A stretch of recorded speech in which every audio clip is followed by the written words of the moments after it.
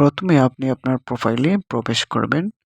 প্রোফাইলে প্রবেশ করার পর 3 ডট মেনুতে ক্লিক করবেন। ক্লিক করার পর দেখে নিবেন যে আপনার এখানে প্রফেশনাল মোড অপশনটি আছে কিনা। যদি না থাকে তাহলে প্লে স্টোরে যাবেন। প্লে স্টোরে গিয়ে দেখবেন আপনার ফেসবুকটি আপডেট করা আছে কিনা। যদি আপডেট করা না থাকে তাহলে আপডেট করে নিবেন।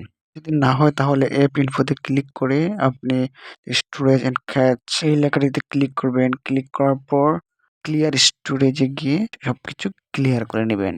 তারপর এখানে একটা স্ক্রিনশট নেবেন। স্ক্রিনশট নেওয়ার পর আপনি রিপোর্টের প্রবলেমে যাবেন। রিপোর্টের প্রবলেমে যাওয়ার পর কন্টিনিউ টু রিপোর্ট প্রবলেমে ক্লিক করবেন। ক্লিক করার পর প্রোফাইল সিলেক্ট করবেন। প্রোফাইল যাদের পেজ আছে পেজটি সিলেক্ট করবেন। প্রোফাইলটি সিলেক্ট করার পর একটি লেখা এখানে পেস্ট করতে হবে। আমি আমার ভিডিও ডেসক্রিপশনে এই লেখাটি দিয়ে দিব, আপনারা কপি করে পেস্ট করবেন। পেস্ট করার পর দেখতে পারবেন আপলোড ফ্রম ফন্ট, এখানে গিয়ে আপনার স্ক্রিনশটটি সিলেক্ট করবেন। স্ক্রিনশটটি সিলেক্ট হয়ে গেলে আপনারা সাবমিট করবেন।